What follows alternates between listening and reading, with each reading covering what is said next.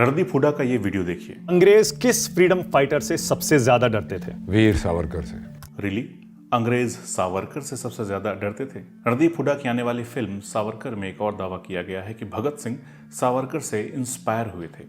इस वीडियो में प्रूफ के साथ साबित करूंगा कि सावरकर ज्यादा वीर थे या फिर भगत सिंह। 5 चैप्टर्स में मैंने वीडियो को डिवाइड कर दिया है। सबसे पहले जानेंगे कि क्या वाकई भगत सिंह को सावरकर ने इंस्पायर किया था। फिर जानेंगे भगत सिंह और सावरकर की देश को लेकर सोच में अंतर और क्यों भगत सिंह हिंदू मुस्लिम करने वाले नेताओं से नाराज थे। इसके बाद हम दोनों की आइडियोलॉजी में डिफरेंस भी समझेंगे और इसके बाद बात करेंगे कि क्या वाकई सबसे ज्यादा अंग्रेज सावरकर से डरते थे। और अंत में फैक्ट्स के साथ समझेंगे कि आखिर में असली ब्रेव हार्ट, असली बब्बर शेर कौन था, सावरकर या फिर भगत सिंह।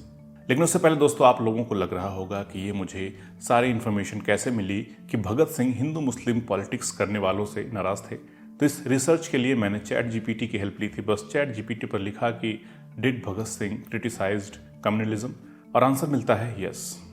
और फिर मैंने भगत सिंह के लेटर्स पढ़े और मुझे मिला ये आर्टिकल, सांप्रदायिकता और उनका इलाज। मैं चैट जीपीटी को यूज़ करता हूँ अपने वीडियोस की रिसर्च के लिए, लेकिन बहुत ही केयरफुली और स्मार्टली। थंबनेल्स में एसईओ के लिए, सबटाइटल्स के लिए भी चैट जीपीटी का यूज़ करता हूँ। इससे टाइम भी बचता है और रिसोर्सेज भी। मेरी तरह ही बाकी लोग, बाकी कंपनीज भी ज़ाहिरन अपना टाइम और रिसोर्स बचाना चाहेंगी और इसीलिए आजकल बहुत सारी कंपनीज में ले ऑफ्स हो रहे हैं, क्योंकि स्किल्ड लोग कम हैं। एआई की वजह से अब हम ज़्यादा काम कम टाइम में कर सकते हैं। लेकिन ले ऑफ्स का सुनकर घबराइए मत, मेरे पास बढ़िया सोल्यूशन है। ये जिस एआई की वजह से जॉब्स जा रही हैं, उसी एआई की वजह से आपको जॉब्स मिलेंगे भी, और स्मार्टली यूज़ करेंगे तो आपका करियर भी बूस्ट होगा। ऐसा स्मार्ट स्किल्स सीखना चाहते हैं तो मैं आपको रिकमेंड करूंगा 3 घंटे का free chat GPT and AI workshop. वैसे तो ये वर्कशॉप पेड होती है, लेकिन पहले 1000 लोग जो रजिस्टर करेंगे उनके लिए ये मैंने बिल्कुल कंप्लीटली फ्री कर दी है। जी हाँ, बिल्कुल फ्री। बस डिस्क्रिप्शन में दिए हुए लिंक पर अभी क्लिक करें और रजिस्टर करें। मैंने ये वर्कशॉप खुद अटेंड की है और मुझे बहुत सारे एआई टूल्स और चैट जीपीटी हैक्स सीखने को मिले। आप चाहे सेल्स में हो, मार्केटिंग में हो, एचआर हो, ऑपरेशन में हो, एंटरप्रेन्योर हो या फिर कोई फ्रीलांसर, ये कोई भी फील्ड क्यों ना हो, सबके लिए बहुत ज़रूरी है। ऑलरेडी 8 लाख से ज़्यादा लोग ये वर्कशॉप अटेंड करके अपने करियर में ग्रोथ ला रहे हैं। यहाँ पर्सनल ब्रांडिंग से लेकर बिजनेस बिल्ड करना सीख सकते हो। एक्सेल एंड पीपीटी स्किल्स भी जो बहुत ज़रूरी है वो सब भी मिनट्स में सीख सकते हो। बिजनेस एंड मार्केटिंग रिसर्च कर सकते हो और यहाँ तक कि पूरे का पूरा डेटा एनालाइज कर सकते हो, डेटा एनालिसिस कर सकते हो एआई की मदद से, और भी बहुत कुछ। तो देर मत कीजिए, नीचे दिए गए लिंक पर रजिस्टर कर लीजिए। अब हम आगे बढ़ते हैं पहले सवाल की तरफ कि क्या वाकई सावरकर ने भगत सिंह को इंस्पायर किया था। इंस्पायर वर्ड का मतलब है, मीनिंग है किसी को कुछ करने के लिए एक तरह से प्रेरित करना। जैसे भगत सिंह की कहानी सुनने के बाद हर शख्स के मन में देशभक्ति की भावना जगती है। उनके मुस्कुराते हुए फांसी के फंदे को चूमने की दास्तान को सुनकर हर भारतीय के दिल में उनके लिए सम्मान पैदा होता है। उसी तरह इंस्पायर शब्द का मतलब है किसी को कुछ करने के लिए, एक्शन लेने के लिए, किसी भी तरह से, मतलब एक मोटिवेट करना। जब हम जानने की कोशिश करते हैं कि भगत सिंह की सावरकर से इंस्पायर होने वाली बात आई कहाँ से, तो मालूम चलता है कि भगत सिंह जब जेल में थे, अपनी सज़ा काट रहे थे, तो वो एक डायरी लिखा करते थे। उस डायरी को उनकी मौत के 3 साल बाद पब्लिश भी किया गया था। इस डायरी के पेज नंबर 103 पर सावरकर की किताब हिंदू पद पादशाही से एक पैराग्राफ को कोट किया था, उसको नोट किया था अपनी डायरी में। उस पैराग्राफ में सावरकर ने कुछ इस प्रकार के शब्द लिखे थे। इस कोट का कॉन्टेक्स्ट जितना पढ़कर समझ में आता है वो कुछ इस तरह है कि इसमें जिन रामदास जी की बात हो रही है वो एक मराठा संत थे और शिवाजी के प्रेरणा गुरु कहलाते थे। भगत सिंह इस बात को कोट करके ये दिखाना चाहते थे कि न्याय की जीत के लिए लड़ो, बस इतनी सी बात है। इसी के लिए भगत सिंह को बीजेपी और आरएसएस वाले कहते हैं कि भगत सिंह सावरकर से इंस्पायर्ड थे। लेकिन ये क्या कहना सही है? भगत सिंह ने इस कोट के अलावा भी और भी बहुत कुछ लिखा था। भगत सिंह के दस्तावेजों को खंगालने से पता चलता है कि उनकी सावरकर के विचारों से मुलाकात जेल में हुई, जबकि हकीकत तो ये है कि उससे पहले ही भगत सिंह ने बहुत सारे अंग्रेजी हुकूमत के खिलाफ आंदोलन कर चुके थे। और भगत सिंह ने 12 साल की उम्र में जलियांवाला बाग हत्याकांड के बाद खून से सनी मिट्टी को हाथ में लेकर अंग्रेजी हुकूमत को जड़ से उखाड़ फेंकने की कसम खाई थी। और जब तक वो जेल में सावरकर की किताब पढ़ते तब तक तो वो पूरे देश में खुद बहुत बड़े आइकॉन बन चुके थे। मतलब ये सावरकर से इंस्पायर होने वाली बात का कोई आधार नहीं है बेसलेस है। और जहां तक इंस्पायर होने की बात है तो भगत सिंह रूस के लेनिन और कम्युनिज्म का विचार देने वाले कार्ल मार्क्स से सबसे ज्यादा इंस्पायर थे। भगत सिंह ने अपनी लाइफ में सबसे ज्यादा किताबें भी सोशलिज्म और कम्युनिज्म पर पढ़ी और आर्टिकल्स में भी इनके बारे में खूब लिखा। इसके अलावा अगर हम भगत सिंह की जीवनी पढ़ें तो भी समझ में आता है कि भगत सिंह के खानदान में ये एक रिवाज था कि उन्होंने हमेशा अंग्रेजी हुकूमत को ललकारा है। उनके चाचा, भतीजे, पिताजी, दादा सबने मिलकर अंग्रेजों के शासन का विरोध किया था, इसलिए ये विरोध वाली भावना उनके खून में ही थी। यानी ऐसा कहना कि सावरकर के विचारों को पढ़ने के बाद भगत सिंह को ये सब सूझा कि चलो क्रांति वाले काम करते हैं, तो ये सरासर गलत है और भगत सिंह का अपमान करने जैसा है, क्योंकि क्रांति का खून भगत की रगों में बचपन से ही दौड़ता था। भगत सिंह दरअसल अपने देश के यूथ को इंस्पायर करने के लिए दुनिया भर से एग्जाम्पल्स इकट्ठा करते थे, फिर उसे लेखों के माध्यम से या न्यूज़पेपर में छपवा कर लोगों तक पहुंचाते थे। इसी तरह एक एग्जाम्पल वो अपनी डायरी में फ्रेडरिक द ग्रेट का भी लिखते हैं, जब वो उन्हें कोट करके ये कहते हैं कि अगर मेरे सैनिक सोचना शुरू कर दें तब तो उनमें से कोई भी मेरी सेना में नहीं रहेगा। इस कोट में भी एक संदेश छिपा है कि अगर नौजवान सोचने लगें तो युद्ध रुक जाएंगे। और हमारे यहाँ तो इंडियन लोग ही ब्रिटिश फौज में भर्ती होकर अपनों पर ही जुल्म करते थे। इसलिए भगत सिंह एक जिम्मेदार क्रांतिकारी की तरह अपने हमवतनों को दुनिया भर से एग्जाम्पल्स इकट्ठा करके इंस्पायर करते थे। इसलिए एक कोट के बेसिस पर यह कहना कि भगत सिंह सावरकर से इंस्पायर थे, मुझे तो लगता है कि बकवास है। अब अगले सवाल पर आते हैं कि भगत सिंह की सोच देश को लेकर क्या थी और सावरकर की देश को लेकर सोच क्या थी और दोनों में क्या अंतर था। दोस्तों, रत्नागिरी जेल में रहते हुए सावरकर ने एक किताब लिखी और ये किताब 1922 में छपी। इस किताब का नाम था इसेंशियल्स ऑफ हिंदुत्व। 1928 में ये किताब हिंदुत्व, हिंदू कौन है के नाम से हिंदी में पब्लिश हुई। इस किताब में सावरकर ने लिखा है कि उनके मुताबिक हिंदू कौन है, हिंदुस्तान और भारत क्या है। इसमें वो लिखते हैं कि हिंदू भारत में रहने वाले वही लोग हैं जो भारत को अपनी पितृभूमि और पुण्य भूमि मानते हैं। बहुत ध्यान से सुनिएगा, पितृभूमि और पुण्य भूमि। सावरकर की इस किताब में एक श्लोक है, आ सिंधु सिंधु पर्यंता यस्य भारत भूमिका पितृभू पुण्य भूश्चैव सा वह हिंदू रीति स्मृता। इसका मतलब यह है कि वो व्यक्ति जो सिंधु से समुद्र तक फैली भारत भूमि को अधिकार के साथ अपनी पितृभूमि और पुण्य भूमि मानता है, वो हिंदू है। और सावरकर की हिंदू की इस परिभाषा में मुस्लिम और ईसाई हिंदू के दायरे से बाहर हो जाते हैं।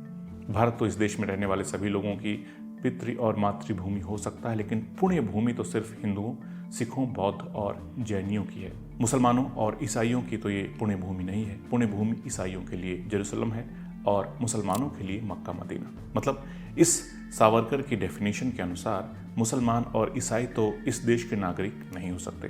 ध्यान देने वाली बात यह है कि ये श्लोक कहीं शास्त्रों में नहीं लिखा है, इसे सावरकर ने ही लिखा था। तो सावरकर का आइडिया ऑफ इंडिया हिंदुओं तक सीमित था, इंक्लूसिव नहीं था, सबको मिला जुला कर चलने वाला नहीं था। वहीं अगर भगत सिंह की बात करें तो वो मार्क्सिज्म से बहुत इंस्पायर्ड थे और इंटरनेशनलिज्म के कॉन्सेप्ट में यकीन करते थे।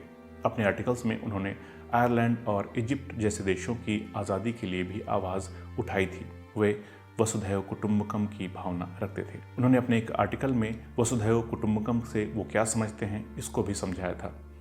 जैसा कि इस पैराग्राफ को पढ़कर समझ में आता है कि वे दुनिया के लोगों को एक मानते थे। कलर, रेस, कास्ट, रिलीजन के नाम पर मानव जाति को बांटने पर यकीन नहीं रखते थे, बल्कि वो तो ऐसी दुनिया बनाने का सपना देखते थे जहां सभी समान हो और सभी को उनका अधिकार मिले, जहां कोई किसी का हक न मारे। हिंदू भी हों, मुसलमान भी हों, क्रिश्चियंस भी हों, यहूदी भी हों, वो लोगों को बांटते नहीं थे, बल्कि उन्होंने उस वक्त सांप्रदायिक दंगे और उनका इलाज नाम से एक आर्टिकल भी लिखा था, जिसमें वो लिखते हैं, इन धर्मों ने हिंदुस्तान का बेड़ा गर्क कर दिया है और अभी पता नहीं कि ये धार्मिक दंगे भारतवर्ष का पीछा कब छोड़ेंगे। इन दंगों ने संसार की नज़रों में भारत को बदनाम कर दिया है और हमने देखा है कि इस अंधविश्वास के बहाव में सभी बह जाते हैं।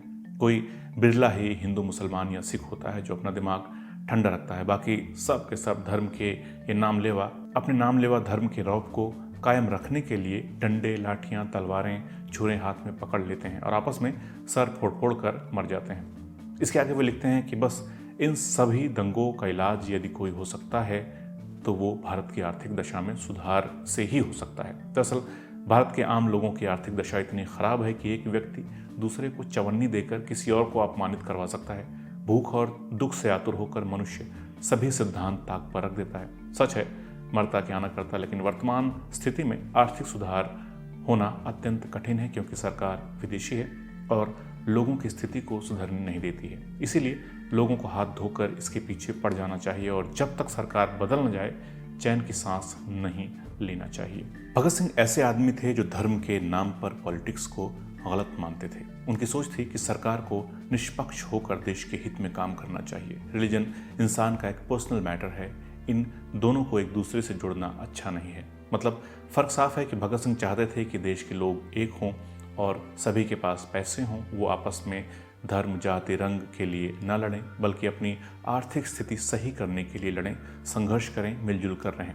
अब आप लोग ही तय कीजिए कि किसके विचार ज़्यादा अच्छे थे। आगे बढ़ते हैं अगले सवाल पर, जो है कि क्या अंतर था भगत सिंह और सावरकर की आइडियोलॉजी में। इसे अच्छे से समझना ज़रूरी है ताकि फिर कोई ऐसा कहने से पहले 10 बार सोचे कि भगत सिंह को सावरकर ने इंस्पायर किया था। सावरकर की जो आइडियोलॉजी थी उसमें वो खुद को नेशनलिस्ट कहते हैं। एक रेस, एक नस्ल, हिंदुत्व की बात करते हैं। माइनॉरिटीज़ को इस देश का मानते ही नहीं है। ठीक वैसे ही जैसे नाजी जर्मनी के लोग आर्यन रेस को सुप्रीम मानते थे और जूस के साथ अत्याचार करते थे। सावरकर हिटलर के आइडियाज से इंस्पायर भी थे और उन्हें प्रेज भी किया करते थे। सावरकर फासिज्म पर यकीन करने वाले आदमी थे, इसलिए इसमें कोई हैरानी नहीं है कि जब सुभाष चंद्र बोस सावरकर से मिले तो उसके बाद उन्होंने ऐसा कहा था कि सावरकर के मन में नफरत भरी हुई है और तो और उन्हें इंटरनेशनल पॉलिटिक्स की समझ भी नहीं है।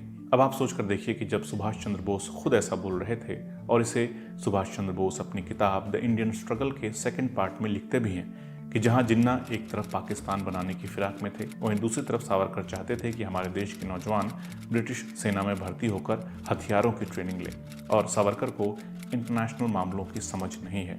ये तो हुई सावरकर की हिंदुत्व वाली आइडियोलॉजी, जिसको नेताजी जिन्ना से कंपेयर करते हैं। अगर भगत सिंह की आइडियोलॉजी के बारे में बात करें तो वे कम्युनिज्म विचारधारा में यकीन रखते थे और चाहते थे कि अंग्रेज़ों से आज़ादी के बाद हमारा देश एक सोशलिस्ट देश हो, जहाँ के स्कूल, अस्पताल, कंपनी कुछ भी प्राइवेट ना हो, सभी लोग मिलजुल कर काम करें और मिल बांट कर खाएं, किसी के साथ कोई भेदभाव ना हो, क्योंकि उन्होंने अपनी आंखों से अन्याय देखा था कैसे जमींदार और अंग्रेज मिलकर मजदूर और किसानों को सताते थे, उनसे उनका हक छीनते थे। बचपन से ही उन्हें ऐसे लोगों से नफरत थी। बाद में लाला लाजपत राय के नेशनल कॉलेज में जब इन्होंने राय जी की लाइब्रेरी में कम्युनिस्ट मैनिफेस्टो और लेनिन की किताबों को पढ़ना शुरू किया तो ये उनसे प्रभावित हो उठे। इसीलिए ये सोशलिज्म यानी समाजवाद पर विश्वास करने लग गए। वो मानते थे कि देश के कुछ लोगों के पास से कैपिटल, पूंजी या पैसा या पावर नहीं होना चाहिए। अपने हर लेख में मजदूरों और किसानों की बात को वो उठाया करते थे। उन्होंने अपने जीवन में लेनिन की लिखी लगभग सारी किताबें पढ़ी थीं। लेनिन एक समाजवादी इंसान थे जिन्हें भगत सिंह एक क्रांतिकारी के नाम से बुलाते थे। रूस में हुए बोल्शेविक रेवोल्यूशन के पीछे लेनिन का एक बड़ा हाथ था। उनसे ही इंस्पायर होकर भगत सिंह भारत में भी समाजवाद को बढ़ाने और उसे लोगों तक पहुंचाने का काम अपने आर्टिकल्स के जरिए किया करते थे। अगर भारत को अंग्रेजी सत्ता से आज़ादी दिलाने के बाद भगत सिंह का कोई और लक्ष्य था तो केवल और केवल समाज में ये जो इकोनॉमिक इनइक्वालिटी है, डिस्पैरिटी है, इसे मिटाने का था। समाजवाद के जरिए ऊंच नीच का भेद खत्म करने का था। अब जानते हैं कि कौन था असली वीर और कौन था माफी वीर। जैसा कि हम सब जानते हैं कि भगत सिंह ने जब असेंबली में वो बम फोड़ा उसके बाद ही अंग्रेजी हुकूमत उन्हें गिरफ्तार कर पाई थी। भगत सिंह को जब जेल में डाल दिया गया तो भी उन्होंने अपनी क्रांतिकारी आदतों को नहीं छोड़ा और जेल में भी आंदोलन करते रहे। जिस दिन वो जेल गए थे शायद उन्हें तभी मालूम हो गया होगा कि अब वो शायद कभी बाहर वापस नहीं आ पाएंगे, लेकिन इसके बावजूद भी उन्होंने एक भी माफ़ी पत्र अंग्रेजी हुकूमत को नहीं लिखा था। उन्हें गर्व था अपने किए हुए पर, इसलिए उन्होंने माफ़ी मांगने की आवश्यकता नहीं समझी। इनफैक्ट भगत सिंह जब जेल में थे तो उनके पिताजी ने उनकी तरफ से अंग्रेजी हुकूमत को एक पत्र लिखा। जब वो पत्र भगत सिंह के पास आया तो वो आग बबूला हो उठे। उसी के बाद उन्होंने अपने पिता को एक लेटर लिखा जिसमें वो लिखते हैं कि मैं कोई बचाव नहीं चाहता हूँ। इस लेटर में भगत सिंह साफ कर देते हैं कि उन्हें ज़रा सा भी अफसोस नहीं है जो भी उन्होंने किया है, और वो तो अपने पिता के इस फैसले के खिलाफ थे। उन्होंने कहा था कि लेटर लिखना साइन ऑफ वीकनेस है। जिस दिन भगत सिंह को जेल हुई थी उन्हें तभी पता था कि उन्हें फांसी पर शायद चढ़ा दिया जाएगा। इसके बावजूद भी वो डटे रहे। वो अंग्रेज़ी हुकूमत से माफ़ी उन्होंने नहीं मांगी, उल्टा उनके लिए तो फांसी पर चढ़ना एक खेल सा हो गया। लेकिन वहीं अगर हम सावरकर की बात करें तो उन्हें जब बंदूक सप्लाई करने के केस में ब्रिटिश सरकार ने लंदन में पकड़ा और उसके बाद इंडिया की जेल में डाल दिया तो उसके 6 महीने के अंदर सावरकर ने माफीनामे लिखने शुरू कर दिए थे। 7 माफीनामे लिखे थे भाई साहब ने। सावरकर के माफीनामे के बारे में कई तर्क देते रहे, लेकिन सच यही है, फैक्ट यही है कि सावरकर ने 7 माफीनामे लिखे थे। और उनकी लैंग्वेज देखने के बाद आप खुद डिसाइड करिएगा कि कितने वीर थे सावरकर जी। अगला सवाल वही है हमारा जिससे हमने वीडियो की शुरुआत की थी कि क्या वाकई अंग्रेज सबसे ज़्यादा सावरकर से डरते थे। आइए डिटेल में बात कर लेते हैं इन माफीनामों पर भी और किससे ज़्यादा डरते थे अंग्रेज, इस सवाल पर भी। दोस्तों, भगत सिंह और सावरकर में एक ही चीज़ कॉमन थी और वो ये कि दोनों ही हिंसा में यकीन रखते थे, हिंसा के जरिए आज़ादी पाना चाहते थे। लेकिन भगत सिंह हिंसा का रास्ता किसी को मारने के लिए नहीं बल्कि लोगों को, सरकार को जगाने के लिए करते थे, क्रांति के लिए करते थे। इसीलिए उन्होंने सेंट्रल असेंबली में बम ऐसी जगह फेंका था जिससे किसी को नुकसान ना हो और हर ऐसे एक्ट में दूसरों को आगे नहीं करके खुद आगे आते थे, चाहे सैंडर्स की हत्या हो या फिर असेंबली में बम फेंक कर ना भागना, चाहे जेल में भूख हड़ताल करनी हो या फिर अंग्रेजी शासन के खिलाफ खुलकर लिखना और बोलना। भगत सिंह सीना तान कर सबसे आगे खड़े रहते थे। वहीं अगर सावरकर के जीवन को देखें तो पहले मदन लाल धिंगरा को उन्होंने इन्फ्लुएंस किया, जिसके बाद मदन लाल धिंगरा ने करजनवाली की हत्या की। इसके बाद अनंत कन्हेरे ने नासिक के अधिकारी जैक्सन की हत्या कर दी, जिसमें भी सावरकर का नाम आया था। और सबसे बड़ी कहानी तो ये है कि जब गांधी जी की हत्या हुई तो भी नाथूराम गोडसे को भड़काने में सावरकर का नाम आया। इसके अलावा अंडमान की जेल में 498 के आसपास क्रांतिकारी बंद थे। सावरकर अंडमान की जेल में 10 साल रहे, लेकिन उससे ज़्यादा दिनों तक भगत सिंह के साथी और गदर पार्टी के कार्यकर्ता और बाकी क्रांतिकारी भी 16-16 साल जो जेल में बिता चुके थे और वो अंग्रेज़ों के खिलाफ भूख हड़ताल करते थे। लेकिन किसी भी भूख हड़ताल में सावरकर ने हिस्सा नहीं लिया।